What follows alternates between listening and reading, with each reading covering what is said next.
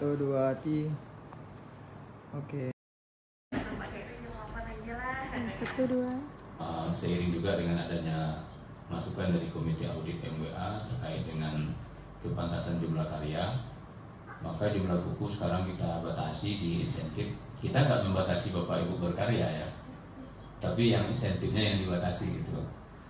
Karena ada juga yang kami sayangkan sebetulnya, ketika insentif itu kami batasi 3, lalu dosen itu menghapus seluruh bukunya disita. Saya menyayangkan sebetulnya, karena kita nggak bisa melepaskan diri kita dari UNAN.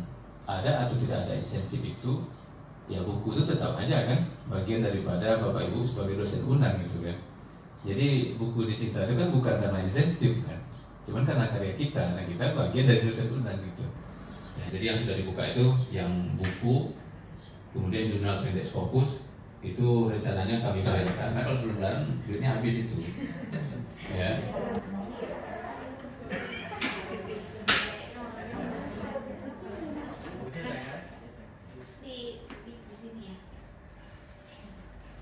Dengan menerbitkan buku yang berkualitas, kita akan mendapatkan beberapa values.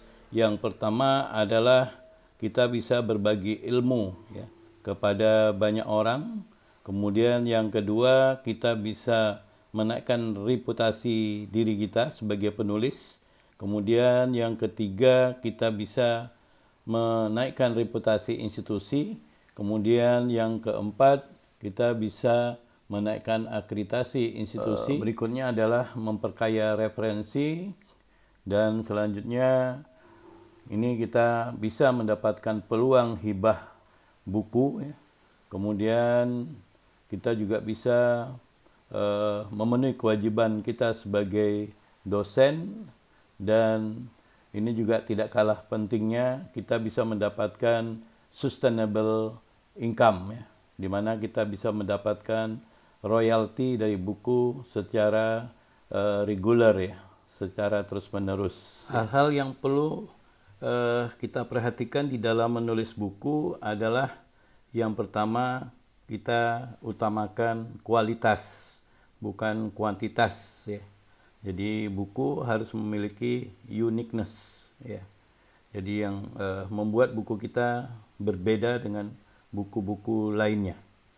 Kemudian buku harus kita update ya secara reguler ya, untuk menyesuaikan dengan perkembangan ilmu. Kita perlu buat edisi 1, 2, 3 dan seterusnya ya.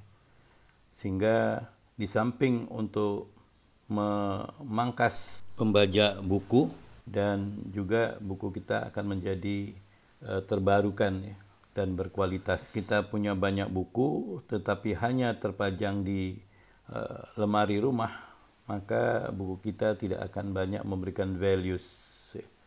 Kemudian yang kedua, kita tulis buku yang pangsa pasarnya banyak sehingga diminati oleh publisher ya.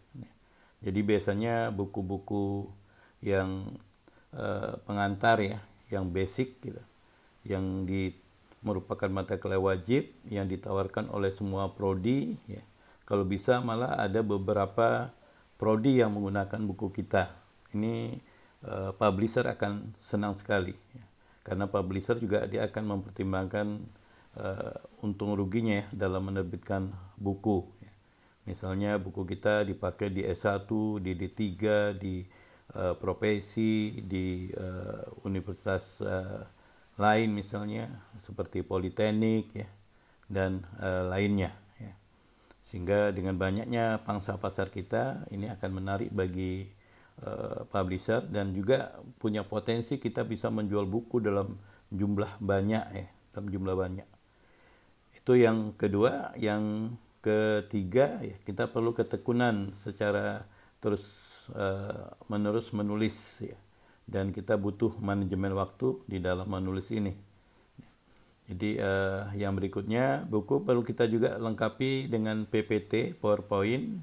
Dan kalau ada soal-soal yang kita berikan di akhir buku, apakah itu pertanyaan, apakah itu latihan, soal, dan kasus, maka perlu kita sediakan juga kunci jawabannya, sehingga membantu dosen dalam pembelajaran.